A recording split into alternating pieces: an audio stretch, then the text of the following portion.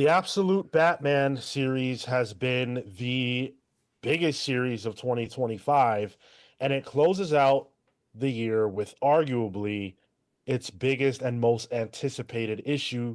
We learned the truth, or one of the truths, behind this absolute iteration of the Joker. And the truth is pretty scary. Hmm. We're going to get into that book plus more this week on Pals Pulse. To have the conversation, as always, we've got Tyler. Oh, hey guys, thanks for watching us and not the video game awards. Appreciate it. Oh, yeah, it's supposed to be Marco first. Sorry, and Marco It threw me off. Yeah. Threw my programming off. blotting out. No, no. He's gonna start Celsius! T-pose. You Well, that's not a T-pose. Okay, close Oh, enough. I don't know what a T-pose is then. Give it a shot. So we're going to be talking about Absolute Batman, Ooh, number I have it. 15. I bought it. Nice. Damn, dude. I think this is my second physical issue of Absolute Batman I've ever bought. Couldn't make it out this week. Damn, I'm so mad. We've got Aquaman, number 12. This is the DCKO fight issue where he fights Hawkman. We've got Wonder Woman versus Lobo, number 1. We've got Teenage Mutant Ninja Turtles 13. This is the debut of a new creative team. Transformers 27. Not to be left out in the cold, we've got Ultimate Spider-Man number 23. And we decided to add Infernal Hulk number 2 to the docket because it released surprisingly. Yeah. Oh, quick. Reviewed an issue. So Yeah. figured we might as well. Couldn't they release it next week where it's dead? They should have. That would have been wonderful. Right? But No, let's release 3 Ultimates books in Infernal Hulk this week instead. thank you for being here with us, whether you are live or in the future. Smash that like button. Those of you who are watching the Game Awards as well know that I am too. We can only be so interesting, even to myself. So we will be talking about these books. Hopefully you guys enjoy the show and can hang out with us long enough to distract you from the fact that the Game Awards are happening. If I start seeing a glint in Sean's eyes, he's watching a trailer. I'll pick up where he left off. I'll I'll look for the look. Well, they're currently performing live music from Expedition 33, so I'm already cool. I'll host. You enjoy yourself. Let's talk. You had enough of that last week. Let's talk about Absolute Batman, number 15. This is by Scott Snyder with Jock coming on board for one issue. Right. Frank Martin on the colors, Clayton Cowles on the letters. So this is what it says on the tin. This is the origin of the Absolute Joker, and it's essentially Bruce and Alfred having a conversation about who this Joker really is. And Bruce is trying to get Alfred to tell him the truth, or not the truth, but what he believes is true about the Joker versus what he hears or what's in the documents about him. Mm-hmm. And the more he tells the story, the more that we learn that something's not quite right. He tells the story of Jack Grimm and this legacy of Jack Grimm, and there's 5 Jack Grimms. And they've all had a part to play in the development of, the United States and businesses and gaming and everything else. By the end, we get down to the nitty-gritty of what Alfred really thinks is going on, which is that all those people are the same person, and that there's something pure evil about the Absolute Joker. Sinister. Yo, Alfred was starting to sound like your uncle at Thanksgiving, talking about the rich are taking the adrenochrome from the infants. You know? I was like, whoa, hold on now, Snyder. What are we doing here? I mean, out the gate, this was creepy. Yeah. It was also, I think, a moment where I felt a bit of Snyderisms, and we'll get into that. But overall, I think it was a strong issue to continue to flesh out the world that we've continued to see and build with everything that's just been going on. We know that things have been happening in the background, and I like that Joker here technically, while we're getting his origin, he's still in the background. This isn't a face to face with Batman. We're not getting the introduction as much as we are. Here's the context for what I believe my target is, and are you now going to help me on this next task, on this next arc, for uh, either saving or protecting or being proactive for Gotham. So that was awesome. Not my pick of the week, but awesome. Oh, interesting. This was my pick of the week. I just thought it was really fun. I love Jock, and this felt like a different Jock to me. There was a lot of double page spreads. I mean, it was hard as hell to pick a friggin' page of this book to pull because all of them were double page spreads. But it felt almost not as murky as Jock typically is. A lot of it was more almost looked like I was reading newspaper when they were in the flashback things, where it was super flat. And he saved the super jockey shadow view that he's been going for, that he's known for the Joker Mm. bits. Once we started getting to like the sinister bits, it was full of shadows. I have the page here where he's doing the deadliest game, hunting this dude in the island, and you can see the shadows of him behind the panels of his face, and like I thought that was great. I thought this was a lot of fun. Again, this is just more world building for this absolute Batman universe that I'm just really liking, and I like how this really sets up um, absolute Batman as like, all right, Arkham is the objective. Figure out what's going there. I know we have the special coming out soon, and the Joker is the head of it. So it's the final boss at the end of this giant labyrinth that I'm super excited for because I have no idea how the frick he's gonna deal with this. And he's kept this through line, I think, Snyder, of uh this capitalistic world. Like this world is driven by a lot of things evil, and one of those key evils seems to be the idea of making money in capitalism. So I do like that continuous through line for all of the villains. They're all some sort of business magnate or involved in that aspect of the world. I gotta say, I was actually a little underwhelmed by this. Huh. I was Interesting. expecting a story that was a lot more engrossing. I really dislike, and I love Scott Snyder. I think that just the Snyderisms and the way he tells stories Yeah. sometimes, it just rubs me the wrong way. And What do you guys mean by Snyderisms? there are so many things that Scott Snyder likes to do that are just annoying to me. Let's see if I can find one. Well, for example, one thing I was annoyed by was the consistent reminder of, oh, Bruce telling Alfred, tell me what you believe, not what you know or not what you've heard. We get it. And he says it like 3 or 4 times. And he keeps having to push Alfred forward. And I'm like, why? What's the big deal? Tell the fucking story. They just dealt Yeah. with Bane. Like, why are you so hesitant? And it's Scott trying to artificially build up this creep factor and oh my God, he's so scary. I honestly wasn't that freaked out. I don't know. I think it would have been better if we never saw what the Joker look like before this, like with all the Oh, at solicits all. and the covers and the promo art. Well, what about when he hopped off the helicopter? You're saying like that should have No, never happened? Monster Joker. Now I don't want to Oh, see any of oh, that stuff until I was gotcha. flipping the pages of this book. Mm. I I didn't mind that, but I felt exactly what you're calling out, Sean. Like the repetitive nature, like there was this attempt at a motif where it was let's get back to that vaudeville page, let's get back to that moment, and we recontextualize it for the first time, and then the second time, and then the third time.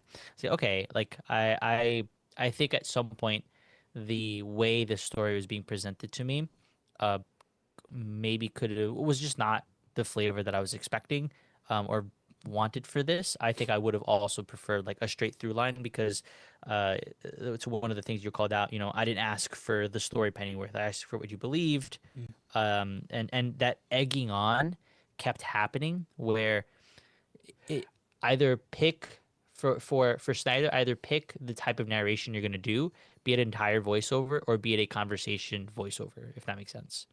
See, for me, I was seeing it. Maybe I'm giving more credit than credit's due here, but I was seeing it as the same structure as a joke. The rule of threes and ending with the punchline, but the punchline isn't a punchline. It's Mm. the horror of it. It's the inverse of what a joke is. So this is the inverse of what the Joker is normally. That's the way I was seeing it. And yeah, it was a little repetitive, but I saw it from once they did it the second time. Like, okay, I see the structure. I want to see what the punchline is. Interesting. The punchline's on the cover. Well, that's what I'm saying. That's what I said before. Word. Like, I wish we could never have seen this Joker beforehand. Honestly, if the cover was Alfred and Batman in front of that pinboard that said Joker, that might have been enough. But That's not a good cover. yeah, I know I'm not an artist. Yeah. Yeah, I just the repetitiveness, it was just overwhelming. We already know he does some creepy shit with babies. So this felt like a recap in a lot of ways. The island stuff, like, okay, he has all these islands. He captured a dude 30 years ago and hunts him for sport now. Like, whatever, man. I don't know. Whatever. Like, it's just so over the top. And over the top is good for this series. But there's a way that Scott Snyder sometimes does over the top that's just boring. And that's how I felt throughout this issue. Like, I don't care about the man he was chasing, and I don't care that he caught him, and I hardly care. Like, the idea that he's all the Jack Grimms, I was like, okay, that's Yeah. interesting. Yeah. But wow, an old villain, a guy who's been around for a really long time. I don't know. I was sort of waiting for and that doesn't happen. I think it kind of happens for me a bit, where like, yes, we get the reveal of this monster Joker and all that, but then we get the other reveal that like essentially this Joker's mainline Bruce Wayne. He has a Batcave and a butler. Yeah, Yeah, that I wasn't yeah. expecting. That I was like, oh, okay. And even the way Jock drew him, it was like that one page where it's like an under view of him, wearing like a suspenders and a jacket. I was like, that's freaking Bruce Wayne, dude. I thought that was the twist for me. It was like, okay, that's what. Sure, the pieces were there to assume that. We read the villain special or whatever, but that was the most explicitly stated. Like, oh, this is how we're playing with the property. I was struggling with it being a direct, like, this is the Bruce Wayne and like the people are kind of inverted here. I think this is somebody who, based on that history, like, maps similar to what the legacy of a Wayne would have been in this city, the same way that a socialite would have. So this to me felt more like this is another socialite or another kind of aristocrat in Gotham, and this is not necessarily the anti Joker, which is Bruce Wayne. This is just in that flavor where, again, playing with the fact that this is a capitalist and making money is priority number one. Here's something that I feel should not be the case. I should not be more afraid of this Joker before this issue than after. Okay. Mm. In the Bane arc, this dude was fucking horrifying, and he never transformed. He didn't do anything. But now that all the cards are on the table, like, all right. The monstrous form doesn't need to exist for the Joker to be a monster. Like, and if anything, that was the scarier part. He was more frightening and more monstrous, without having to transform, without having to be tied to this mysticism. He's a piece of shit and an extreme version of that. Like with the whole Bane dropping the Yeah. bombs in Santa Prisca and all that stuff. Yeah. This guy has no soul. Now I'm being told he probably doesn't have a soul. You know what I mean? Right. So Order of Dylan says the issue was a victim of its own hype for me. Do you feel like that's the case a bit? A little. You're more online than Marco is, Sean. So I mean, but that doesn't matter because it's all about what I think, right? So, like, my hype level doesn't have anything to do with the internet. And my hype level was high because every issue of this series so far, especially the back half has been crazy good and such a banger. So I'm like, oh my God, they're going to deliver. And for me, it's fine. Like, I guess maybe if this was the first issue of the series you picked up, or like you haven't seen this version of Joker before, whatever. But like, I don't feel like this really added to what I know, because everything here is not new except for the Jack Grimm piece. But why is that scary? Without context, like, how is he like this? Did he make a deal with the debt? Like, what does that mean to me? Sure. That'd be I, more of go ahead. no, I was gonna say that'd be more of a tale too. Like Right. here's a guy who was at a crossroad and met with whatever. So I can see that. And I don't know. I kind of felt, and this is again the Snyderisms. I kind of felt like Scott Snyder was really stretching to make the clown thing work as like this terribly horrifying like idea. I mean, clowns are JK. pretty freaking scary, but Just kidding. And then he makes all these subsidiaries that are like clown he related. makes Fox. Did you catch that? Did he? Yeah. He mentions like, oh, and he names a whole bunch of TV corporations after famous clowns, and they say Fox. I guess Fox is a clown. I guess so. I saw Pagliacci or something. Yeah. Yeah. I appreciated the clown history for sure, but it's coming from a fucking clown. MP with a 9.99 said, "Absolute Joker feels like the ultimate evolution of Snyder's New 52 face-off / Pale Man Chaos Demon Joker. I hope Mainline contrasts this and moves main Joker back to a more classic pre-New 52 Clown Prince of Crime." Dude, he better be poisoning the water hole. The what hole? I You guys seem can whelmed. yeah, like not necessarily under because it adds to a bit more of the story, but it wasn't in a way that felt meaningful or impactful. Yeah. And even the art, which I thought was really good, it's Jock, colored by Frank Martin. And I'm Yes. not sure if I've seen him color Jock before, but that was a great match. I just wish that they had more to do. I really wish they had more to do. And it's like, there's only so many times I'm going to see this fucking creepy boy in his clown makeup. Like, I don't really care that much. I wish they had more to do. I feel like they drew the same pages a lot, like the same concept on pages a lot. I definitely don't think this is a bad comic, but it just doesn't really touch on the strengths of this series. I feel like it highlights some of the things I don't love about this series. Mm. I think that's And also, why the fuck does uh Joker look like Bruce at the end? What happened there? He don't look like that. he looks He's he looks skinnier. more like what do they call him? Jack Napier and Shawn Murphy's But White Knight stuff. But what we've seen of him, actually, that's a very apt comparison. That's what he looks like more here of what we've seen of him already. I feel like, That's how Yes. that's how he looks in my mind normally. Because yeah, Jack Napier is he's still a skinny, lanky dude.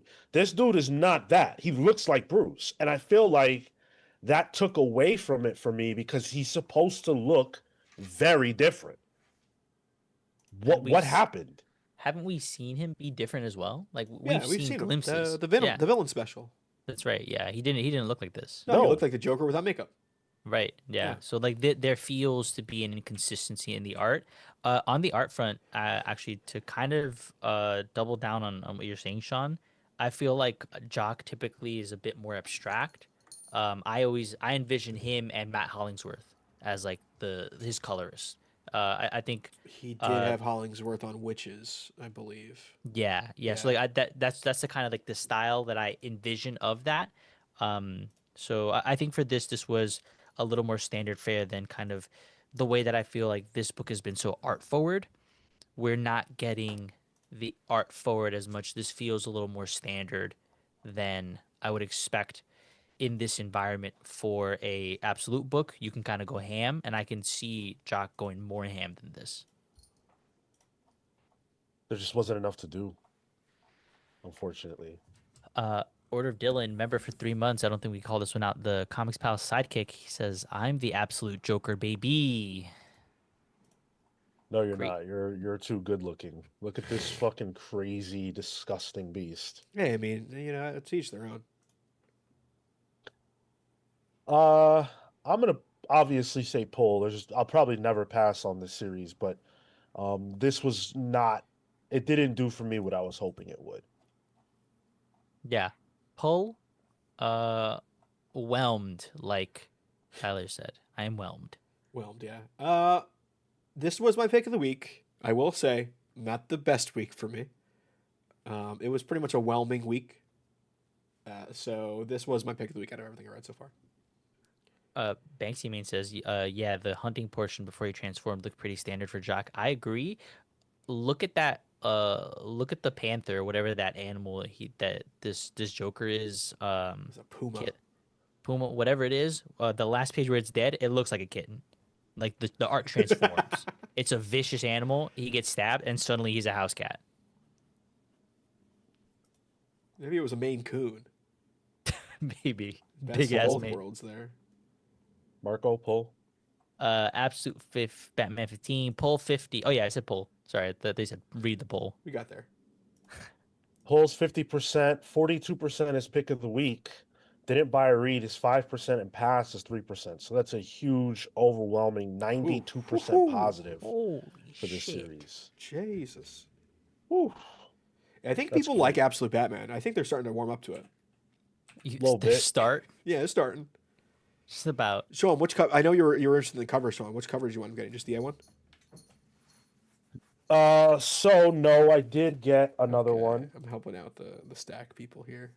I got. Oh, you did get it. The one I told you I would. Yeah. Was that the 1 out of 50 variant? Or? No. This is regular standard. Damn, This I is shopped and I have that. Ben Oliver. Bring back Ben Oliver, man. Remember Batwing? Yes. Oh, great book. That was an awesome book. Yeah. I had to get it, man. I had to get it. There were not a lot of issues left even when I got there. Wow. So I could imagine people who had to get there after like rush hour or whatever would have been wiped out. And you're a Wednesday guy. Absolutely. Yeah. Wow, says guess the Comics Pals will not get the Scott Snyder interview anytime soon. We have tried. Yeah, We've tried. I mean, and if you go through our channel, we have Comic-Con interviews with him, but in terms of getting him to sit down with us for a long-form interview here, that has not proven possible yet. If you guys go to signings, he loves to do them. Just keep bombarding him and telling him you want him to be on our show. Oh, finally Seriously. hear it. Julian Thomas says, flipping between the pals and Rob and Sal, comic content overload, loving this. Yeah, they're live too. Good dudes. I know they're talking about the Supergirl trailer and stuff. So, Oh yeah. you know. So if you want to talk actual comic books, you can come here. I'm just saying. I hope you guys, I'm really happy for those of you who choose to hang out with us and talk some comics, but they're good brothers, so I get it. Atomic count. It disappeared faster than my last paycheck at my LCS. Bro, there was a guy in front of me at the LCS I went to. I think this was last week, where they said his total out loud, and I was like, "What?" He was hitting What? 140 on a week. That's I'm like, "That's a week. That's okay. All right. Sean's That's like, wait, more. yeah, That's more than utilities. Like My- monthly, if you extrapolate. less than electricity. Oh my god." I was like, what do you do for work, buddy? Jesus. Yeah, no, entertain me. Scott is always on Casually Comics. Sasha's great though. Yeah. All right, let's get into Aquaman versus Hawkman. This is happening in the pages of Aquaman number 12. Jeremy Adams, John Timms back, Rex Locus on the colors, letters by Dave Sharp. It's Aquaman and Hawkman fighting. And if you haven't been reading this series and you don't understand how badass this iteration of Aquaman is, like, buy this issue. I don't There's nothing to break down. They fucking brawl. It's a crazy fight. It's an awesome fight. This was my favorite fight issue so far. And there is one other book I liked about as much as this. This may be my pick of the week. I'm not fully sure yet. John Tim's crazy ass fucking art combined with, yo, this was the fight. This was the fight everybody was looking forward to. And in my opinion, it went exactly how it needed to. Hawkman got fucking jobbed. He went down 2-0 the way he was supposed to. Because you have to get Aquaman over. You booked this one, Sean. Yes, this was the exact right outcome. I loved it. And Aquaman is a beast now. I said I feel like he has a decent chance to win the tournament, and he's not going to win, but he should be a contender. He's more than a contender. Jeez. This was sick. I was surprised. I figured all of these KO books, these first round fight month books, would just be the standard 3 rounds. It would be the same as Sean, best 3 out of best out of falls match, whatever. Know they're gonna get to that last fall. You know it's gonna be like up until the end where it's like a rubber match. Right. I didn't expect someone to get jobbed out, honestly. Same. Like, let alone someone jobbed out by Aquaman. Really shows off how scaled up Aquaman's power set has been since this all-in thing. Can I stop the proceedings for just one moment to point out something truly scary? What? Far more scary than the issue of Absolute Batman we just read. What's that? 25 minutes ago, when we started the show, I didn't check my phone, but I did now. None other than Jack Grimm himself joined us on Patreon at the $10 tier. What? Okay, that's horrifying. So I don't know how to feel about that. That's a little fucked. All that money you're getting from tricking people, and eating babies and killing people on islands, you're giving us 10 of those bucks? Thank you, Jack. I simply do not see the issue. I don't care where the money comes from. Thank you, Jack. Yeah, well, he already got an origin, so I mean, Snyder wrote it. Our job's done. Hell yeah. All right. What did you think, Marco, of this? So we read the first few issues of this, and I wasn't a fan of like kind of the direction, the art, of Aquaman. Of Aquaman, Got it. Aquaman. Okay. This turned it around for me. I feel like there was a lot more precision in Tim's art. He has a very loose feel, even though he has a lot of form. There's a lot of extra like sketchy lines and things involved that I really enjoy. So I was actually very excited to be reading this, and then the level ups that Aquaman has gotten, they are cool. They're rad. They elevate him to be a threat and not, the butt of a joke, even though he still is in this scenario for some of these moments. And yeah, agreed. I thought the 2-0 made a lot of sense. I was also expecting it to be, we'll get to the last round and that's when the big thing happens. But this worked out really, really well. So I did like this issue a lot. I've been really digging this Aquaman run. It's wildly different from the one I remember, like what I'm used to for Aquaman. Super fantasy heavy. And I like the whole bit of Aquaman now having this power that he knows is from Darkseid or some kind of Omega energy. He knows that he is abnormally strong because of what's going on in All In. And because of that, the blue has been affected, which has now affected him. And I like how he's scared. And a good tie-in issue continues the story of the main book while also tying it. And Jeremy Adams got to, have his cake and eat it here too, because he gets to continue that Aquaman story of Aquaman recognizing how powerful he is and being a little scared of it. And also gets to continue some of his threads of Green Lantern with the Thanagar stuff that we got in his Green Lantern run. With remember when the planet hatched because it was an egg? That tied in directly here. So I was like, all right, he's got his own little world that he's tackling here. So I thought that was like, oh, okay, a good job. I thought this was a lot of fun. I like John Timms a lot. John Timms was like just straightforward comic book artist. And I mean that in the best way possible. It feels like something, out straight out of like a Saturday morning cartoon show, and I think it just works. And like this was a fight, even though Aquaman jobs out Hawkman. It's cool looking. We get Space Hawkman, who gets like, you're like, oh shit, he's gonna win this round. Nope. Yeah. I thought that. I'm like, oh, cool. This is going to be the expected. He gets that round back, Yeah. but he doesn't. And I think to your point, you make it's a really good call out. This does continue that story. And at the end, when he says, I am the dark tide, I'm like, okay. I think you'd like this run, Marco. Okay. I think you'd like it. It's pretty good. It's been enjoyable. And just seeing Aquaman level up and get, just this higher level of power. I really hope people take him more seriously. I think there are a lot of people who were not thinking he would win this round. I wasn't surprised. I was more interested in how they would do it. I gotta say though, this whole concept of the being able to pick a new power set between rounds, I don't feel like it's been effective. Because in this one, I mean, Aquaman didn't change power sets because he doesn't need to. Like that was my interpretation. Yeah. He feels like he's as powerful as he's ever been right now. Okay. In Wonder Woman and Lobo, and the other book, what was the one? Superman and Captain Atom. I just haven't felt it.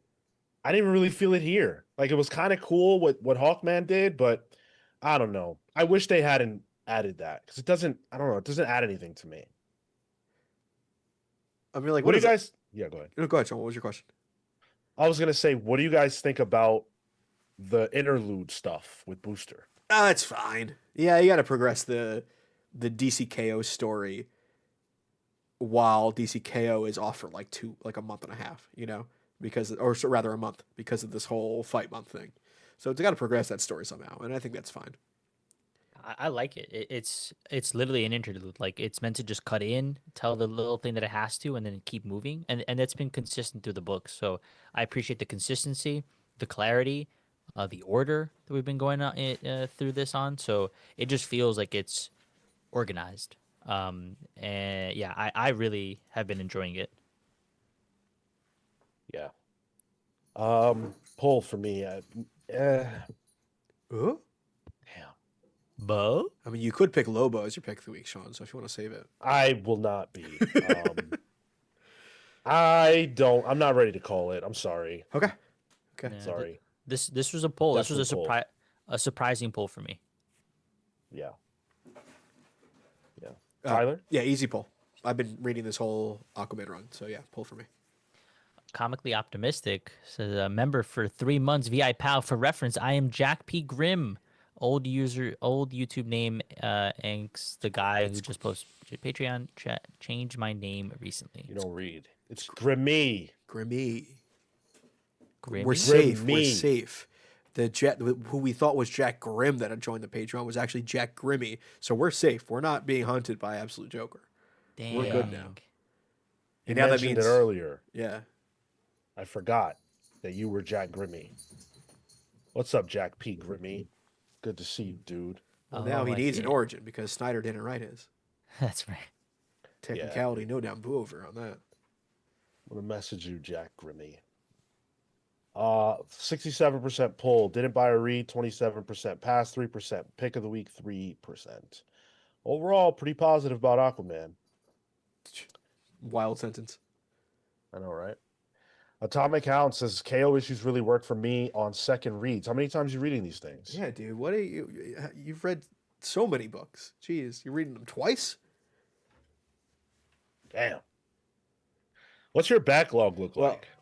I did see pictures of Hound's outdoor situation, so he might be stuck inside. So he probably has plenty of time to read. All that damn snow. God damn. Hey, Robert Runback, Cashaback. Good to see you, Whoa. brother. He says, hey, pals, great to be back for a live show for once. Great to have you. Thank you for being here. Nice. How you been? Got that Spider Ham pick too. Nice. Hell yeah. Yeah. Hey, how are you guys doing? Marco, Tyler, how's your week? Are you it's fine. This feels Just strange. asking. No, Busy. just curious. A lot going on at work. I think he might be delaying while something happens at the Game Awards. I actually was just looking at our metrics, to be Okay. honest with you. Okay. All right. Well, I think they've been good according to that. That's for sure. My week's been great. Good. I'm glad to hear it. I'm glad How's to your hear week it. been, dude?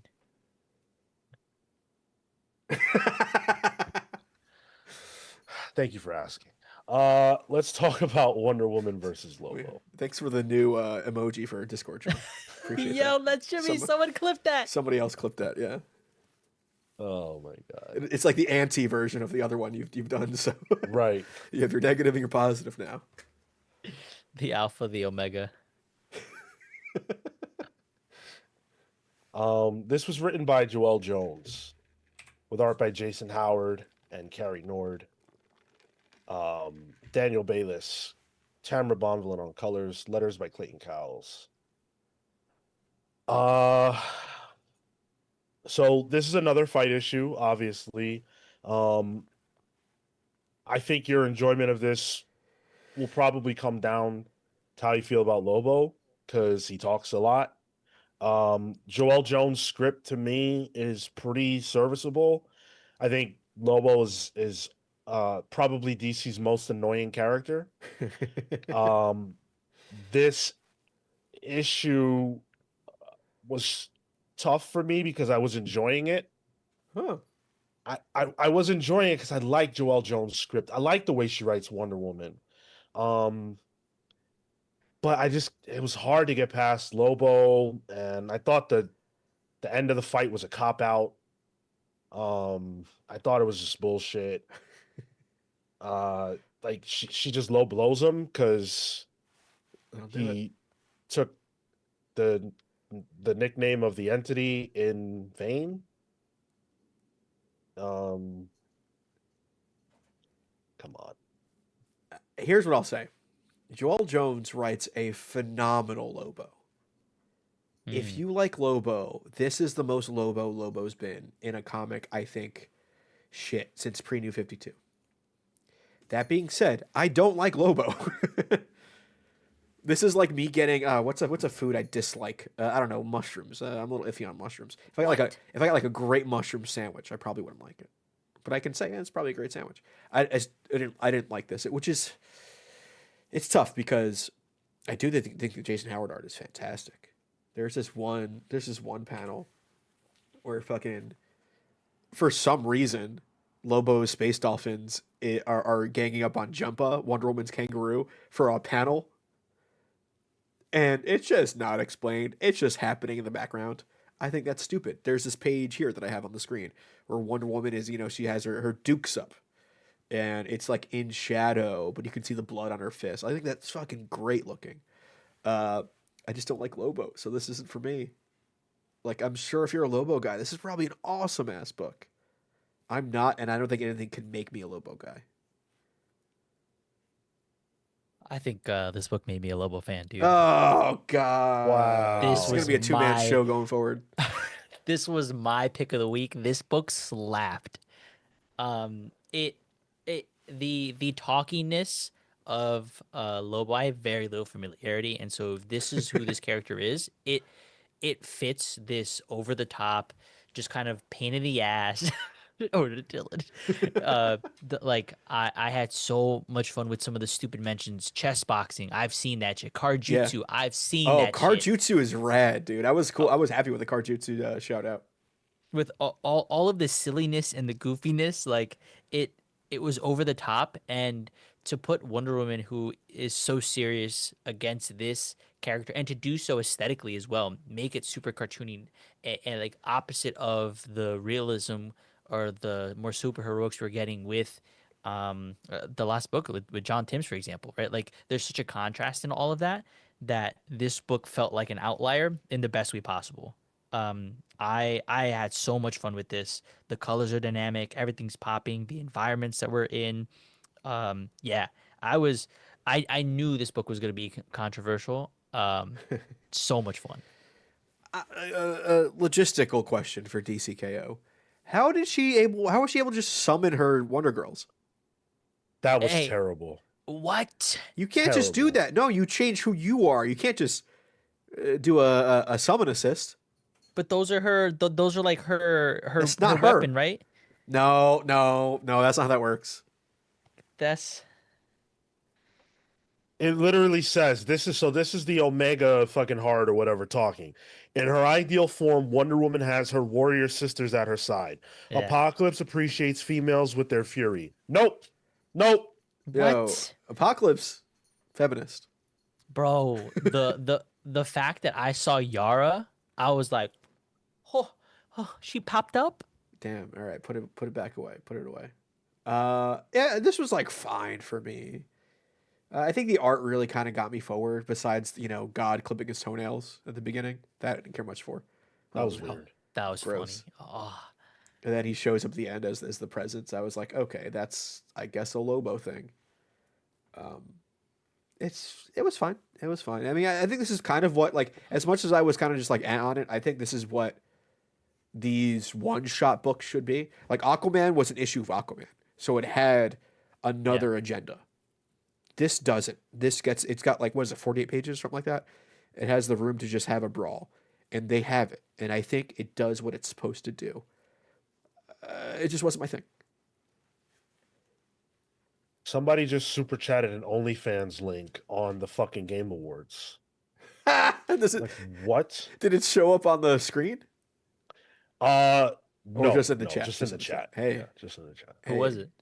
Yeah, I what's the don't link? know. Yeah. You don't want it. I'm sure it's a virus. I don't know. It could be Um, one of those ones that has like the promo on it. Could be. Yeah, this was a pass for me. I don't like Lobo. New 52 Lobo jump scare made me mad. That was crazy. I thought that was pretty good.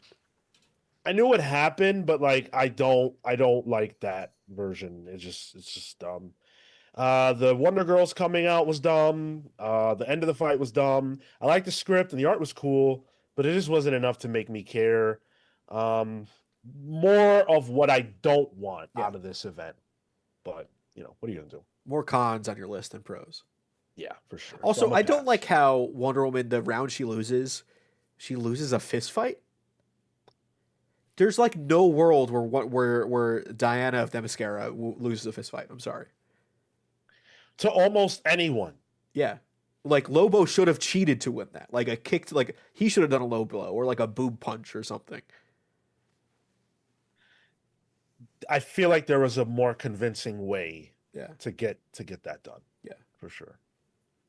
I was hoping somebody would pull like an Eddie Guerrero and like fake a win, like a DQ.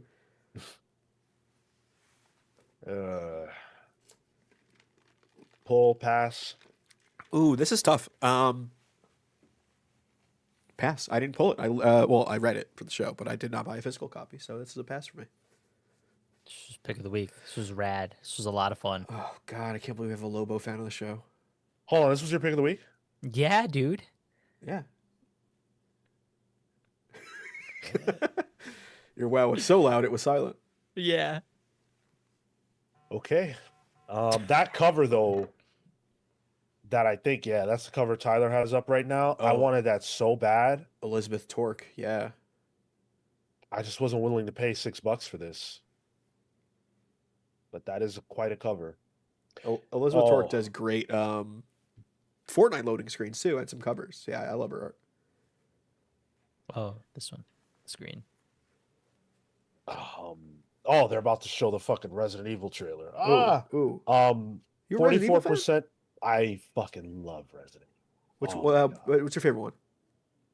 So I really loved Resident Evil 4. Resident Evil 4 was the one that really hooked me. But then I also really liked Village. Do we know what this big reveal is going to be? The one with the statue at this Game Awards? They've been teasing like this big statue they have. Oh. Or like people were like, oh, it looks like a God of War. They have like a physical statue at the Game Awards too. And it was in a desert. They've been tweeting about it or whatever. Interesting. I I have no idea. I think it could be Larian's new game, which would be crazy. 44% pull, 30% didn't buy or read. Pass is 23%. Pick of the week is 3%. So that's 53% negative on this one. It's just more negative than positive, but that's not terrible. Damn. Not terrible, I guess. There was a question in the chat. I don't know who said it. It was a little while back. Does this make you more or less excited for the Lobo Next Level book? More. It's Scotty Young, right? More. Is it Corona as well? Is that who it is? I think you're right. I think it is. And he did the cover for this, Lucas pointed out. Oh, he did. That's true. Yep. He's been doing all these DC Fight Month covers. Oh, his I gotta say that cover, his Wonder Woman hair, perfect. It's so good. Yeah, I love Perfect. So good. it. Bouncy and curls. What KOTOR trailer? KOTOR what? The remake? That horse shit? I never I'll played take KOTOR, a real dude. sequel. I never played KOTOR. Oh, it's the greatest game ever, man. I would play a remake. I wouldn't play a remaster. I hear it. Yeah. It's old, so Yeah. it would feel old to somebody who didn't play it when it was current. Yeah, all right, let's keep things rocking and rolling. Teenage Mutant Ninja Turtles number 13. This is the debut of a new creative team. Gene Luen Yang is being joined by Freddie Williams, the second on art duties, Andrew Dahlhaus. Also on the book, on the color side, Sean Lee on the letters. So this is a new era, but it picks up right after the Jason Aaron era. It quickly gives us a new villain, or a new character. We don't necessarily know villain or hero. Ujigami, I mean, you've sort of figured out throughout the issue who he is and that stuff. But yeah, the Turtles have an encounter with this new character, and they're also trying to figure out what's going on with Stockman. My favorite Teenage Mutant Ninja Turtles character, who is black in this book, which is fucking cool as hell. I did not know Stockman was black. Yeah, he's always been. I think in the games he only ever appears as the Fly, so I only ever he's do him coded as the Fly. Yeah. So that's fucking sick. And I really even though I feel the ending was telegraphed, I don't care. I think that was a cool flip. I thought this was solid. It didn't blow my head off. I don't know how long I'm going to follow this, but I did think this was a solid start. Yeah, I thought so too. I thought the introduction of this, Ujigami was just cool. It's a good moment. It feels like we're leaning into the more of the ninja side and all that kind of thing. So that was rad. Where I feel like we've been dealing mostly with mutants and stuff. So just having that level was just fun. Seeing them save the day on the bridge again, just good entertainment. I think there's a good voice for all of the turtles. The art is strong and it leaning more into the watercolory end. Like I feel like I see splotches, less of that waxiness that we've been seeing before. So yeah, all around, I thought just entertaining. Yeah, I mean, Freddie E. Williams is a kind of a classic Ninja Turtle artist at this point. I know he's worked on the book. I don't know about Proper before, but he was the artist of TMNT Batman. Okay. So he's pretty well versed with the Turtles. One thing I liked about it is that he distinctly draws everyone's domino mask differently, like it's cut differently. Yeah. So it adds a little character there. I was like, oh, that's a good bit that I enjoy outside of just the color and the color of their skin tone. I thought this was fine. I didn't love it because it was kind of standard for me. Yeah. It kind of is like, oh yeah, that's a Teenage Mutant Ninja Turtles book, and I'm just not the biggest TMNT fan. That being said, I think I'd give it another issue. I think with the previous arc with Jason Aaron and on art. Juan Ferrero. Juan Ferrero, yeah, that was just so oh, these are people I did not expect to be on the book. That it was different enough for me to go to the book. As much as I like Freddie Williams' work, I see him as a Ninja Turtles artist because he's done it plenty of times before. So it's not anything new to draw me to it. this feels more like a home cooked meal. I promise I'm not hungry. But yeah, it was fine. It was fine. I did like he draw a big bull guy.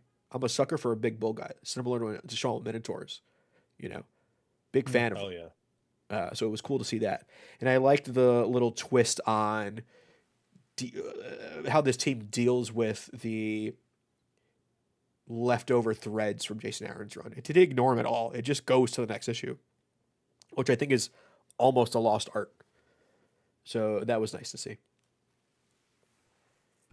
There were some solid moments. I really appreciated this panel right here where Donatello's face is up against the window. That is classic video game Turtles. Like you Sure, get they get thrown into the fucking screen, and that's exactly how they end up looking. So Oh yeah. I really appreciated that inclusion, you know. I'm glad that April was right there with them. I feel like her presence wasn't tremendous in the run that Aaron had. I get why, but still, I want her here. Um, this was okay. Like it's the start of a new run, but it doesn't feel like the start of a big epic story. It's like Tyler said, it's like just another story. And I'm in a place with uh these I mean, TMNT is not a cartoon adaptation. I know You what you mean. know what I mean. Yeah. I'm at a place where it's like I don't need that much of it anymore. Like I like what I got. I'm reading so many books right now. You have to be a little different for me to want to keep reading it. That being said, I'll probably give this another issue. But Yeah. I have a lot of books to read, so I don't know if this maintains the cut. There were a lot of covers for this book, though. There were. Save that. Save it? Let's let Okay. that be its own thing. Okay, I'll put it back in. I will give this another issue. I think this Yes. creative team deserves it. Yeah. So I'm gonna pull on this. I'm in the same boat as you, Sean, but I'm not sure I'd pull. You Oh. don't know. Yes, pull. I physically pulled it. Yeah, so yeah, pull it. Is that your Yeah. barometer? What? Like if you physically purchased it? Because I don't physically purchase a lot of books. Like I don't physically purchase every book we read for the show. Yeah. It's what, gets my eyesight. So, yeah, in this case, yeah. Okay. This is a pull for me. I thought a strong reintroduction. For somebody who's been picking this up, they're gonna enjoy what they read. But for somebody who's probably new and using this as a jumping on point, I think also good. Yeah. Yeah, for sure. And let's just end this poll to see what you guys thought. Didn't buy or read 55%, poll 36%, Oh. pick of the week 6%, pass 3%. That's a pretty decent pick of the week. I didn't expect any for this, Yeah. to be honest. So, yeah, some people like it. Some of you It's guys good. enjoyed it. That's cool. Yeah, I think if you're a Ninja Turtles guy, this is a good book. Yeah. I'm just not. Well, you are a fan of art, Gam- though. I was going to say gambling. Yeah, art. Yeah, exactly. And there were a lot of covers, as you said, to this issue. Yeah. So how many did you get? I got a 1. I got a blind Hey. one. I got a blind one. Much like who they were inspired by with Daredevil, the Ninja Turtles are blind in this book. So let's figure out which cover I got. I know which cover I want, and I don't even know if it's part of this, but there's a Daniel Warren Johnson cover. That would be great. But I don't think I've ever had a blind bag variant. This might be my first one. Oh, good. I'm excited to see what you pull, man. I hope you have good luck. I know. No, Pete. I was gonna say I hope I keep the good luck for Endgame, honestly. But Oh, true. all right, how do I? Oh, Pete did I? Patron. Motherfucker. Uh-oh. What'd you get? I got the one I wanted. I got the Daniel Warren Johnson cover. What? Hell yeah, Nice. Cowabunga. Whoa. Very nice. Now, was that a rare cover? Was it only in the blind bag? How do I know this? How do I learn this? I don't gamble enough to know these things. I I think let me check League of Comic Geeks. They'll Yeah, probably that's what I have was about to some do. kind of information on this. So let's see. And it's just an e cover, so I think it's just they put all the Okay. The mainline covers. Oh no, there's a blind bag variant. Oh, I guess you can get a special blind bag variant. Yeah. Oh, Yeah, no, this is cool. Ooh, there's a Clayton Crane cover though. That's pretty cool. Pete Patron got a I think it was a 1 of 25 variant from his blind bag. nice. I actually didn't get one. Believe it or not. No? Nah. Did you see it and you thought about it, or? I had it in my stack and then I actually like put it down. Oh, game time decision. Yeah. I'm trying not to regret it because it looked like Tyler just had mad fun. Well, no, it was horrible. I got a Got a little common one, FOMO. Sean. I got a common one. Come on. But it's the experience. We're gonna do it. I assume we're all getting endgame blind bags, right? Oh, If we dude, can. I'm getting 100%. more than one. I'm Yeah. telling you now. Balling I'm getting out. cover A and at least 2 blind bags. I'm going hard. I might get more than 2. It's Christmas. There were It literally comes out on Christmas. There were I'm some only cool getting blind or- bags. Not Christmas. Yeah, there were some cool versions you could have gotten in this blind bag, man. There was a friggin' Dustin Nguyen one. 1 out of 100. I saw that one. It's Dustin Nguyen, dude. It is, but I don't Yeah, know. that was It's all right. What about the what do they call this dude now? Ujigami? yeah. Which means, I think, home in Japanese. Oh, Which kind of makes it, or it is a type of home. I like that David that Nakayama. That protects. was Yo, good. did you see the David Nakayama variant program he's doing at Marvel? No. These they're color block variants where it's literally a single color as the background that forms into the art. So there's a Dark Phoenix one. That is gorgeous. He's starting off with red, so it's Spider-Man, Hulk, Deadpool, and Phoenix. That's sick. They look really good, man. It was I'm liking how David Nakayama's kind of getting his flowers right now. the full, what is it? This is the full monochromes. Yeah. Oh, these are cool. Comics are dope is in the chat. He says the 0.1% is here. That's a representation of his viewership of the channel. Thank you so much, bro, for that. And thank you for your inclusion of us in your top YouTubers video. Really appreciate you for Yeah, thank that, you. dude. I do have to question, Ooh. though, how Speed Sultan ended up well, you know what? Go watch the video. Everybody should go watch the video. Best comic book YouTube channels in 2025.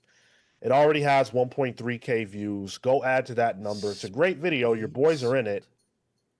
Check it out. I have questions. I will DM you those questions.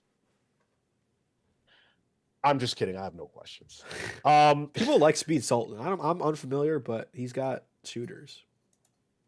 He's just, one of the new kids in the game. He's from the House of Nerds podcast, I think they're called.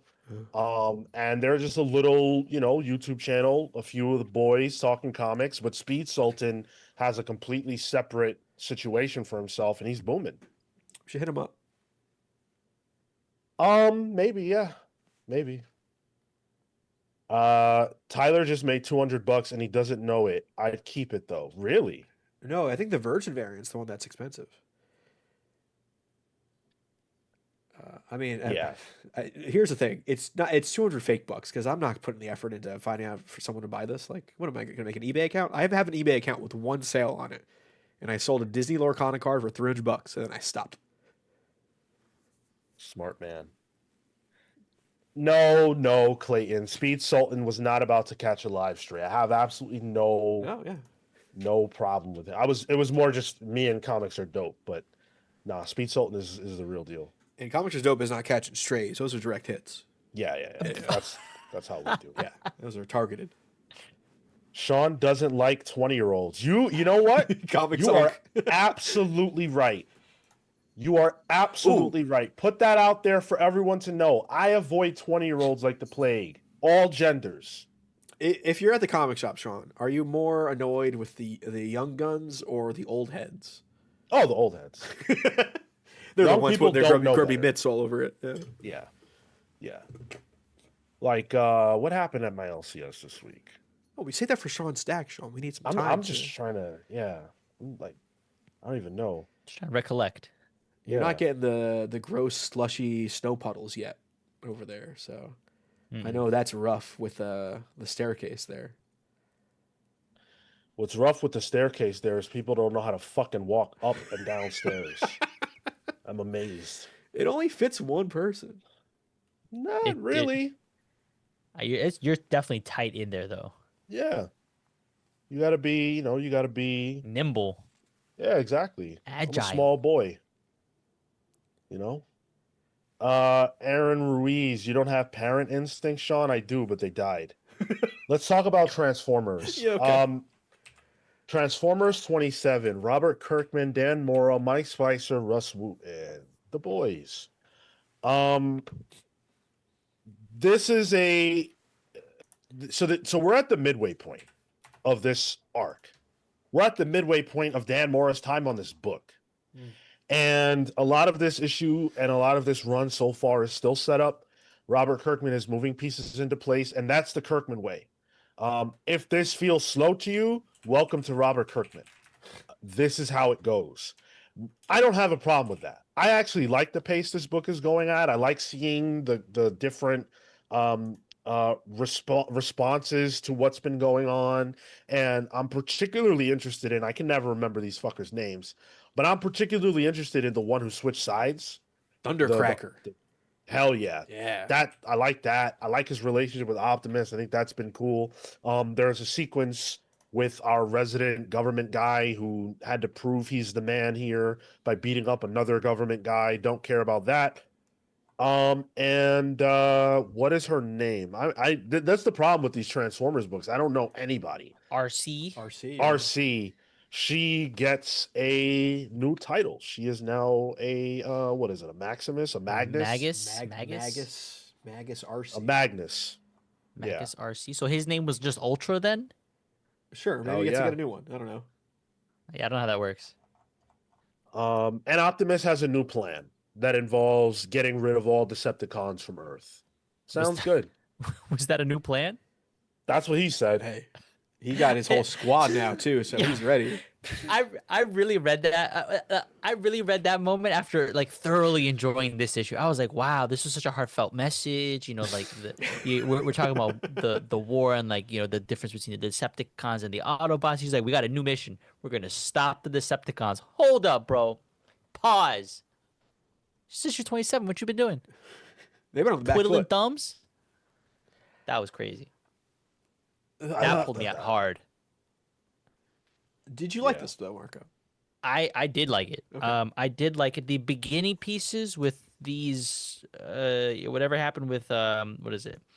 Bumblebee, and then Bumblebee's still fucked up. He ain't coming back. he's been fucked up, dude. But seeing those first interactions, I had to kind of settle back in. I do think the less scratchy art of Dan Mora is a benefit to the legibility of the robots, of the Autobots. I feel like I can recognize a little bit more. I was now attaching names to people. I said RC. I know who that individual is now, which feels like There's like a level up for me. 3 female Transformers. Well, even then, like Thundercracker, cool. Now I feel like I can recognize that a little bit more, where there was a bit of ambiguity previously.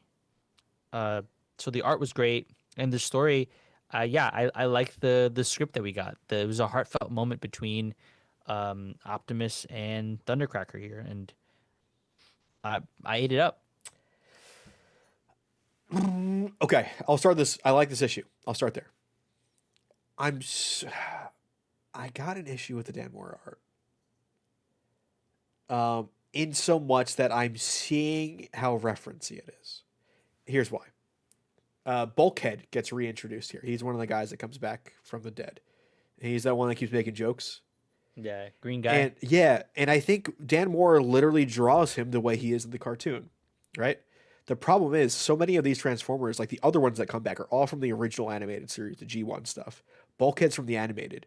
So his art style is distinctly different from the other Transformers. And I think that jumped out to me in this. I'm like, oh, Moore is just drawing what he looks like in CG. Everyone else is drawing the classic cartoon style. So I was seeing clashing cartoon styles here. Whereas with Mora or Corona, everything will kind of be their style. Does that make sense? That does. Because if you look at Bulkhead, the way his face is, it's bulbous. He looks more like one of the robots from Robots. You know, the one that makes pies with the big ass.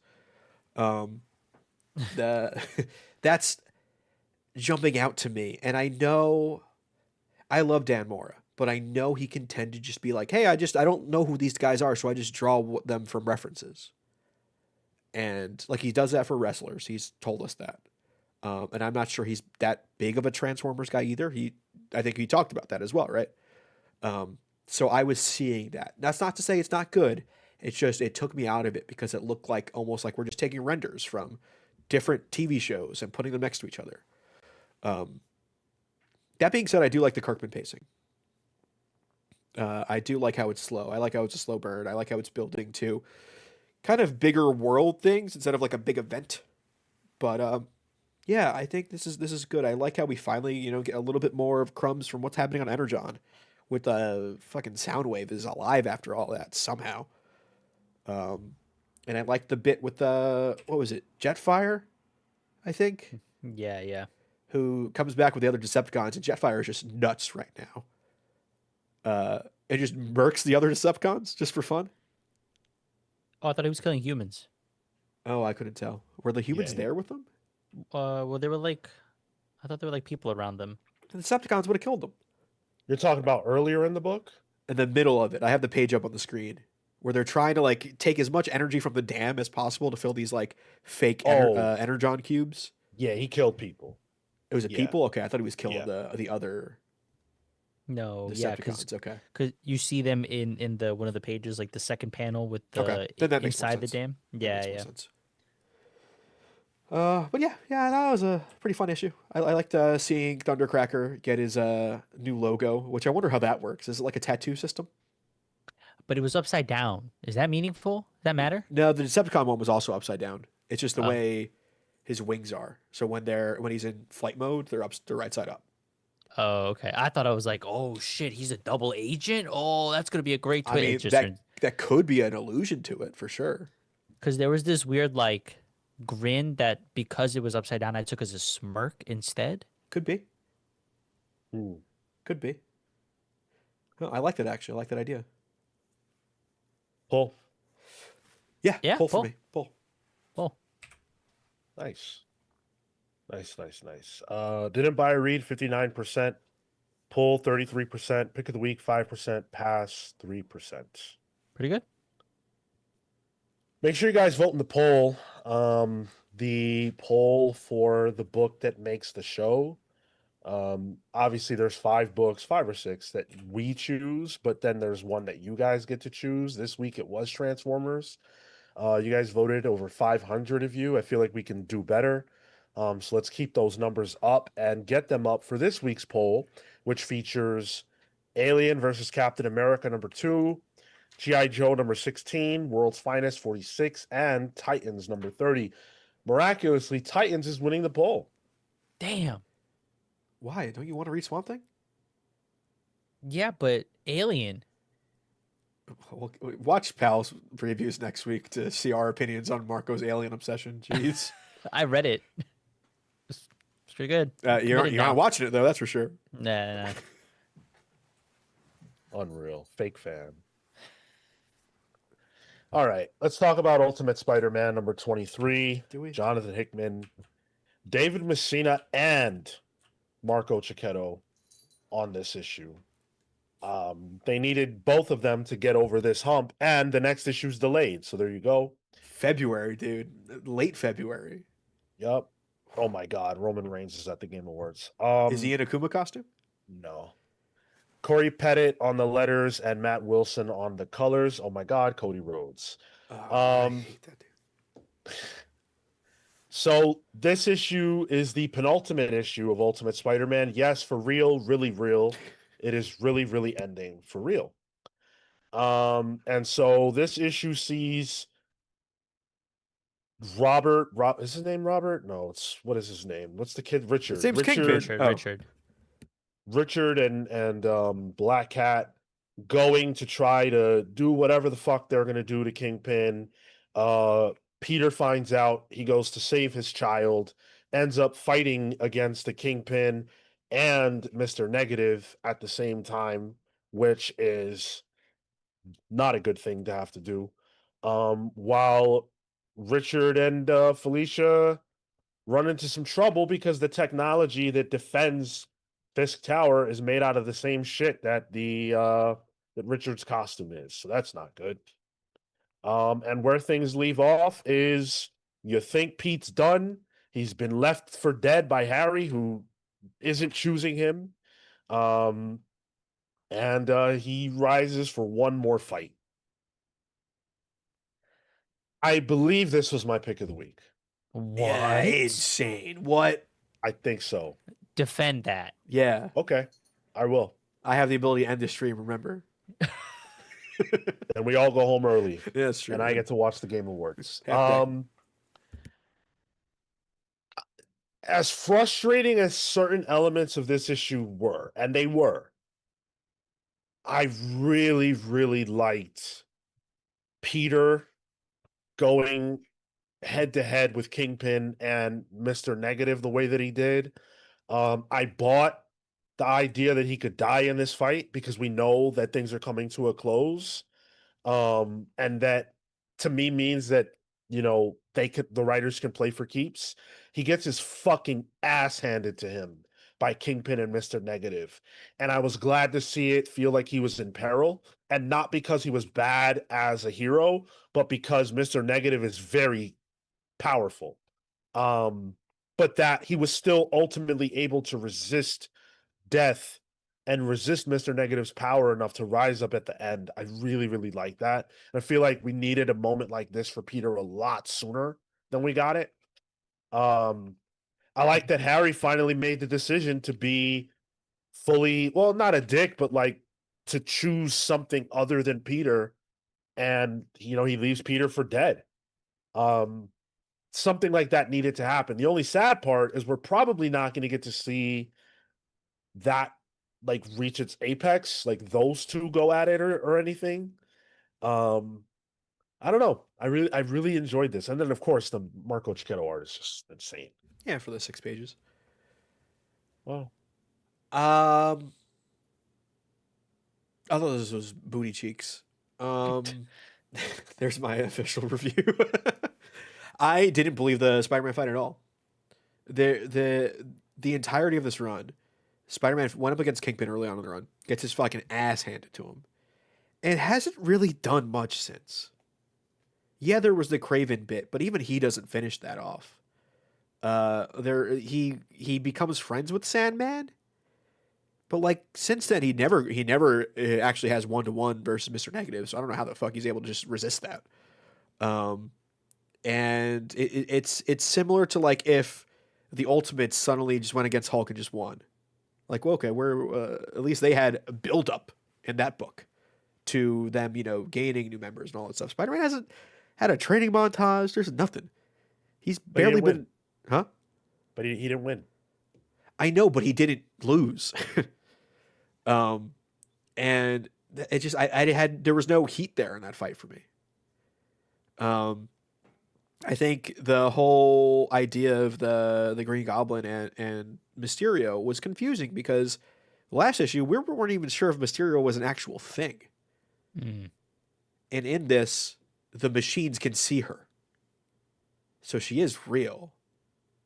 There's a mention to both of them, so she's corporeal and not in Harry's head, which was like, okay, you don't really. Why didn't you explain that properly? When did we not know that she was real? I don't think the previous issue fully said she was real. I thought she was just in her head. Because wasn't the cliffhanger the reveal of her? Because this whole time somebody was talking to Harry? No, he has his father in his mind. But there was somebody else, and then there was like multiple people talking through Mysterio. Weren't we like a little unsure of Gwen's status because she was like supposedly dead? I remember being unsure as to whether or not that Mysterio specifically was real. The Mysterios. Right, the The Mysterios, yeah. conglomeration of them, yeah. So I thought that was unclear. Yeah, I have no foothold in this book, and again, I think the Messina art's good, but I think when you put the Messina art next to Chichetto art, that's unfair to Messina. um, and this book is got one more issue left, and I don't know how the fuck they're gonna clean up all these threads. Mary Jane continues to just be a backseat driver. I think this book has done her dirty. The daughter, useless. Why even make her a character? Or So this book isn't the greatest for women. Let's be real. And yeah, I don't care. I don't care. And we have to wait what 2 months for the conclusion. Meanwhile, Spider-Man will be in Endgame, doing his own thing in that. So like I don't know. I don't know. It's just this book isn't for me. I'm somewhere in the middle. I do think this was a stronger issue of this book overall that we've seen because of the stakes involved. We are getting the fight. I did get to see a fight that was promised on the cover, surprisingly enough. So like That's true. That's true. Yeah. that paid its admission for me. The art, the David Messina stuff was rough in the faces. I thought there was a lot of moments where it just looked like things felt off in shapes and whatnot. And I there were some elements that I didn't buy between the dynamic between MJ and then Peter and then what's his face? Uck. Yeah, Ak. Um, but I did I did enjoy the fight. I liked how Harry had to make a decision. In this case, it felt more so like he was choosing himself, which we haven't seen a lot. He's always done things for other Yeah. people. He's always made exceptions for other people and made those attempts. And so this was a moment where he's like, no, no, no, sorry, Peter, I'm choosing me right now, and it's this moment with these people. So it felt like a bit of growth for him. The Richard and was it Felicia? Felicia. Although, so those the white like arms that were kind of reaching out to them, it's supposed to be the same, made of the same material. If we had assumed this was like a venom, isn't there a white venom? Anti-venom. anti-venom, yeah. Yeah. Is that anti-venom? I don't even think about it because I don't care. Like the idea that this is a suit and not some kind of symbiote was like the last time that was brought up was what, issue 2, 3? Mm. Well, like as a form of technology, you know? No, because we saw that It like speaks. it was speaking and impersonated Peter at an earlier point in the book. I think that was like Yeah, but that didn't feel like technology to me. You know what I mean? Like that felt like an alien, unless we're to believe these robot arms are aliens. It could be, like we don't get a good enough explanation, I think, and so both Yeah. could be true. It could be an alien technology, like Okay, yeah, best of both worlds. yeah. And I think the fight with Kingpin in particular, y- to whatever degree, we didn't get the training montage, but he's right that we've spent this past year with him and he's gone through a lot, he's done a lot. So he has grown in that. And so getting that first punch, that good punch on Kingpin felt satisfying. I thought this was good. Go and ahead, Tyler. I'm excited to see this fight through to the conclusion. I don't think this series has been great. I try really hard to just judge individual issues, and I enjoyed this individual issue quite a bit. Um, but does that mean I'm going to love the finale? It'll probably be frustrating because of how many things are left on the cutting room floor. But I didn't also believe, not to keep pooping on this, but I didn't believe the fact that Kingpin and Mr. Negative are going at it with each other, right? They're fighting, not like that. And then Mr. Negative announces that he killed Kingpin's like best trusted advisor, his friend. And then they just drop the fight. There's no world where Kingpin lets that happen. He has Spider-Man out for the count. He's going to continue. He's going to fight both of them if he needs to. Yeah, that felt a little a bit of an awkward beat Mr. Negative doesn't because need to be in this book. He's unnecessary. I think for that moment in particular, it's meant to progress something with about the story that I'm not quite so sure. If, like, is he meant to take over New York after Endgame situation, which I feel like that's kind of the long game for his arc. But I did feel that, we're gonna put this aside for now because we got shit to deal with outside of it. Felt awkward. Um, Interesting point here by C.W. Gordon. I feel like this whole thing relied too much on knowledge of mainline, that characters weren't built up here. that's been the complaint of a lot of Ultimate from day one. And I Yeah. don't think, like, I think the larger issue is just that this book is not supposed, it cannot do what it wants to do in 24 issues that each take place in one individual month. That's not, this strategy has not worked. It hasn't worked. There are other books, like Grimm, for example, is a book that tells a beginning, middle, end with brand new characters you've never heard of before, and it all works. Beneath the Trees is one 6-issue book that tells everything it needs to say, and it all works. That is not an excuse. That's not an excuse. I love this comment here. Mr. Negative has been the most interesting bit of this series, honestly. And that comment's from Mr. Negative 4918. I love Mr. Negative, dude. I bet you do believe that, Mr. Negative. You're hyping up. You're loving the smell of your own scent there. Jeez. Your own brand. Yeah. Pick of the week. Wow. I think Paul, you flip flopping? I want to. Go for it. Waffling? It's our show. I'll keep it. Fuck it. Okay. What would replace Play it? it where Aquaman. Aquaman was sick, but also Infernal Hulk was fucking crazy, dude. Oh, we'll want to talk about that now. We're about to, but you guys have to tell me the pull pass. Oh, there's a hot pass for me. Dang. I'm pulling. This is pretty good. Well, 53% of the audience in this case did say pull. Didn't buy a read is 29%, pass is 11%, and pick of the week is 7%. So I am absolutely in the minority in this case, but that's all right. Well, that feels like good numbers though for this book previously. Feels like people are taken by the issue. And, our audience has fought us a lot on our dislike for this book. So I think we've frequently been in the minority when we've all railed against it. Yeah, true. For what it's worth, though, Mr. Negative, I agree with you about the character, Mr. Negative. I'm such a big fan. I cannot wait until he makes his film debut one day. One day. He's the shit. Mr. Negative stonks going up. Hell yeah. All right. Let's talk about Infernal Hulk. We added this to the docket because why not? It's our show. Yeah. Philip Kennedy Johnson, Nick Klein, and Kev Walker. Yeah.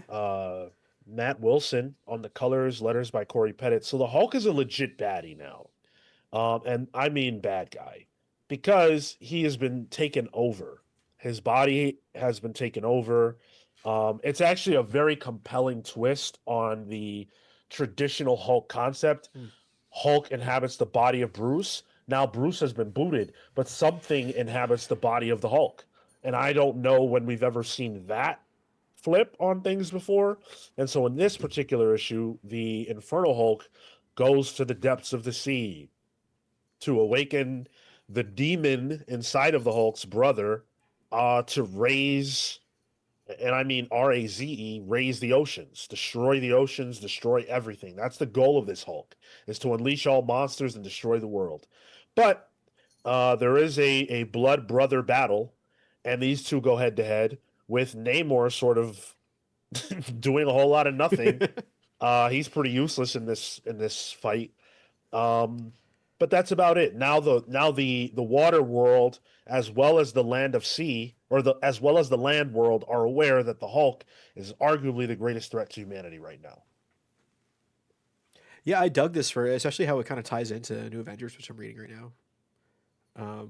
Because all these guys are technically on that team, and Hulk is sort of on the team, but this is them being like, "Oh yeah, we dealt with Hulk before. Yeah, he's a little weird right now, But then Bucky's like, no, he's fucked up, Namor. Nah, he's fine. And then you get that like boom, boom, boom. I'm like, oh, the sound effects that would it be Nick Klein doing them possibly? Could be. Yeah, I don't know the division of labor there because that could be the letterer too by Corey Pettit. I'm unsure. But those sound effects throughout this book are so good. We don't get a gross transformation scene here because this is already infernalized currently. So I think with Eldest being in this role already, and I'm with you, Sean. I like how it's almost an inversion of the typical Hulk situation because this is Eldest taking over the Hulk's body, which is technically a woman. So interesting. True. So that's a weird thing, and I thought that was a lot of fun. I liked how Namor, typically one of like the most, maybe the most cockiest character in the Marvel universe. I think it's fair to say. Just getting mollywopped. Like he's kind of like in the cuck chair of this fight, you know, like he's just watching and occasionally gets pushed to the side, you know. I thought it was funny. I like when Namor gets knocked down a peg. And that's what this book is. And I like the fact that they're building up these giant monsters for Hulk. Like, I legitimately cannot think of anyone to go up against this version of Hulk, let alone this version of Hulk with a giant demon Kraken with him. Like, this is more powerful than he was in World War Hulk, right? I mean, infused with this infernal energy and the ability to control monsters, I think so. Yeah. Wild. Yeah, this is a lot of fun. I think the Nick Klein art is fucking gorgeous too. Oh, I forgot Marco didn't read this. I'm waiting for him to chime in. My bad. I'm reading it as Yeah, you guys he's are doing the talking homework. about it. Yeah, what do you Yeah. live review. What are you thinking? I'm on page 4. All right, I cool. just saw the big ass. I love this little speak the name of he who dares awaken. That is true. Nagathel. What, I'm like, what'd you that call was me? cool. What'd you call me? That was rad. I like the way, like, there were no word bubbles for this monster. It was just big text. Yeah. I was like, oh, that's fun. It added a sound to it as I'm reading it. Like, I don't read in voices. I read straightforward. I don't have voices for characters in my head unless it's like a super iconic character where I can't fight it. But that I started hearing like a booming voice in my head, just the way it was lettered. I thought that was great. I heard like a reverberation in like Yeah, this great yeah. hall, you know? Dude, yeah, this was sick as fuck. I gotta say, Philip Kennedy Johnson being exclusive at Marvel is so It's exciting. exciting. Yeah. And the fact that this book launched right alongside that announcement, for me, it confirms the idea that this is the way to go. My question is, because this book is great, but my question is, or I guess my feeling is, if this doesn't end up tying into the larger tapestry of Marvel, like if there's not that I want a World War Hulk 2, but like that, maybe I do. Like Hulk, this version of Hulk and his monsters versus our heroes. It has to happen. How Oh. else do you defeat this? That'd be cool. If Gives only you there a- was a Godzilla in Marvel Comics they could bring Fuck that. in. Oh, well, I mean, you know, this becomes a your next kind of crossover story. That'd be cool. I mean, Yeah. if you look at Dungeons of Doom, it's probably tying into Red Hulk with Thunderbolt Ross. Yeah. Because he's pretty big in the fallout of One World or Doom. So it's also a Philip Kennedy Johnson book. So could be crossover there. Bright Butter Boy with the 199. This was my first Hulk book, and I'm having a ball. Nice. Oh yeah, dude. Bright Thank Butter you. Boy. Thank you for that name. It brightens up my nights. Was good. You sound edible. I don't know why. Bright butter. Would you boy, eat that just butter? sounds- Would you just eat a stick of butter? In Hell the no. shape of a boy. No. They shape them in like sheep sometimes, with like peppercorn eyes. Yo, oh my god, the new Tomb Raider looks fucking sick. Oh, I saw there was a new Star Wars game, what new Star Wars game? like a Knights of the Old Republic sort of sequel. It looks like. They haven't shown that on here. Somebody in the chat mentioned it, and I googled it, and it was announced. So They haven't shown it yet. Maybe they will. Bright Butterboy says he is edible, so there you go. whoa, I think figured that. You think he sleeps in like that little special spot in the fridge? The butter dish tray with like The little handle thing. Little Yeah. handle Well, let's thing, ask yeah. him. Where do you sleep? And also, when I close the fridge, does the light actually go off? Yeah. I've always wondered that. Of course it does. I had to confirm it. Of for course, myself. how? You just push the little button. I mean that just because I push it doesn't mean the fridge is hitting it properly. Mr. Negative says, with him being exclusive, I wouldn't be surprised if Philip Kennedy Johnson goes on to Avengers, actually. I would love that. I can see that. I mean, I was gonna say he hasn't really written a team book, but Warworld was a team book. Sure, Superman proper, but like he was doing Manchester Black. He was doing all the OMEC woman, right? Bunch of people involved. Yeah. Man, Manchester Black and that was so good. Where's he been? 60% of you pulled this. Didn't buy or read is 30%. 10% pick of the week. Nobody passed. Nice. And no one should. I gotta say, 60% for our audience on a Marvel book is a pretty big deal. Huge. Well, it's a 70% overall because 10% pick of the Yep. week. So Oh yeah, wow, good. And the only other the only other thing is didn't buy or read, meaning they haven't gotten to it or didn't pick it up. But no one who read it passed on it. Yeah. That's brilliant. Clayton Bergstrom says, what if at some point Charlie can get Hulk to break from Eldest in a similar way that Betty breaks Bruce out of Hulk? Who's Charlie? Oh, the girl. The girl. Yeah. Absolutely. Yeah, totally. And I agree with you, Shalom. PKJ has been knocking it out of the park on every book that he writes. No doubt about it. His Batman and Robin slept on. Yeah, I dropped it just because it's like I'm reading enough Batman. Are you? How many Batman books are you reading, Sean? 57. Six, not 7. 52. Not yeah. Two better numbers I could have chosen. What are you gonna do? Yeah, so that's it for our book reviews. We threw in a little extra one for you guys because why not? It's fun, and the book was really good. Yeah, a little Supergirl trailer drop. We're gonna be talking about that on Saturday. It's just a teaser, so I don't really I'm curious what Rob and Sal were able to get out of it.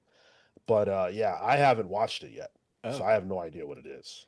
It's a pretty juicy teaser, but like it's a teaser. Cool. It's what, a minute and 28 seconds? I Oh, wow. I saw it. I haven't watched it, but I saw it popped up on LinkedIn.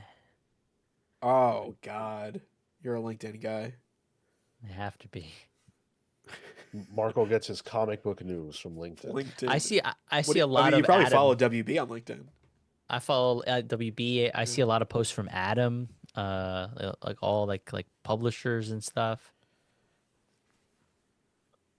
Oh, Matt Fisher with the $2. Lex Luthor killed Manchester Black. I don't remember that. Matt Fisher, I saw you on Tuesday, bro. Oh, damn. During Tuesday Night Titans. The jokes weren't hitting, man. They weren't hitting. What was he saying? There's this gimmick they do over there where they just super chat to give really bad jokes. And Matt, I don't know, man. I mean, if they were bad, it wasn't the objective. Well, the jokes end up being bad. Oh, yeah. Wrestling fans, no offense, but they're not the funniest people. It's rough over there. But I did have a good time this Tuesday. I did. And Matt, one thing I really love is listening to JD read anything. I think he is the funniest person I've ever heard reading. He's not trying to be. He just talks funny. I don't know. Sorry? I was gonna say I'm surprised he can read. Well, get the super chat or get the numbers in for Sean Stack. We will read those off. I'll tell you the amount, and then we will get out of here. We'll free you. JD Jaquarius Davis. Distinctly not. That's for sure. Oh. I'm gonna go out on a limb and say those are not the names that the JD stands for. No. Okay. What borough is he from, Sean? I don't know. Is it that other one that we don't go to? I try never to go to Brooklyn or Queens. Why? So- Those are the best ones. Mm-mm. Maybe I can see why you would say that, Yeah. but not for me. You ain't hanging out at Um, Ginger's? What is that? Never mind. It's a lesbian bar. They I got good would drinks never there. be in there. Yeah, I agree with Tariq. Read Immortal Hulk. 50 issues, but you will have an incredible time. It's a great run. Yes. Yes. Yeah. Marley, you watch Tuesday Night Titans? Let me find out. I had no idea. Okay, hold on. I think Nier might be setting us up for a joke here. He says, "What does Ja Rule think of Infernal Hulk?" It's murder. Is that? Yeah, I guess that's the punchline, right? Yep. Yeah. All right. Take the numbers away, please. We got drum roll Near with 17. Matt Fisher 16, James Jones 15, Hayden's Hideout 18, Shalom Warburg 18, Carter Mitchell 11, Hayden's Hideout 4 for Tyler's Physical Tower, Only and 2. 10 for Marco's Mountain. Sorry, didn't get to this week. No one is 5int. 17, Willpower Collects 14, Sean Ali 20, The Game Master 19, Ted H 28, Mothman 22, MX Mothman, Jeffrey Buck 13, Mr. Negative 21, Tariq 14, Eric Garza 17, Comical Wonder 18, and that's it. Okay. All right. Well, we've got the 7 we read for the show, plus the variant that I picked up for Batman. It's 8. Yeah. So that's 8. Ultimate Wolverine, Okay. number 12. Ultimate Black Panther, number 23. Green Lantern Corps 11. Ooh. Blood and Thunder, number 8. Assorted Crisis Event 7. Ooh. I gotta get that. The Darkness, number 1. I caved. Oh, you got it. Oh, Yeah, I caved. nice. I saw that cover and I was just like, yeah, I need that. Who's that again? Silvestri? Yeah. Well, Silvestri is doing writing in this. And then the pencils are by Ed Benes, but the cover's Oh. probably Silvestri. Geiger, number 19. Yeah. The Beauty, number 2. Nova nice. Centurion 2. Oof. I have to read that one. The Ordained, number 1. Oh, you got it. Cool. Hell yeah. And ASM, number 17. That was 12 plus 7 Plus 8. Plus 8. plus 8. 20. 20. Who got it? You got Let's a crit. see. Sean Ali. Lucas Hey. Holder. Too late. Damn. Too late and over. So And Sean, Comic Wonder says, nobody cares what Ja Rule thinks at a time like this. You're right. That is absolutely right. That was when Chappelle used to do stand-up. Yep. Well, he still does. Now, he does a lot of sit-down and rants. Mm. He's the Ooh. greatest. Lucas Holder said he got that Jim Lee Geiger variant, I think. Oh, there's a Jim Lee Geiger? Jim, that's not even your company. Dude, that hush. Draw those interiors. What are you doing? Yeah, Sean Ali. Winner, chicken dinner. Let me see this Jim Lee. Oh, yeah, there is a Jim Lee. How is Assorted Crisis Events? It is amazing. It's a great indie book. Did you read this issue? No, I didn't get to anything else, sadly. I haven't yet. Yeah, Marley, I highly recommend the whole book. Every issue. The good thing about it is, too, like, you can just pick up any issue. I recommend the trade. The trade's out, the first one. But, like, just pick up an issue. They're all one and dones. Oh, is the trade out? Yeah. Yep. Oh, I might get that for somebody. You know what I saw at my shop today? Yesterday. DC compact sized vault book for These Savage Shores. Wow. Oh, Yeah, nice. they're in the game now too, along with like multiple volumes of Saga. So Yeah, Saga for Yeah. sure. That makes sense. Paper Girls is now out in that way. Yep. It's the new format. It's hot. Still Marvel lagging behind on it though. The epic. What was it? The premiere. I don't even give a shit. It looked Yeah. ugly. Looks like a penguin book. All right. We're going to get out of here. Oh, hey, Raccoon with Bev. Comics Pals channel member for 5 months at the Sidekick tier. He says, "Hey pals, just left my Assorted Crisis book club. Hey, how was it? That's so cool. Cool.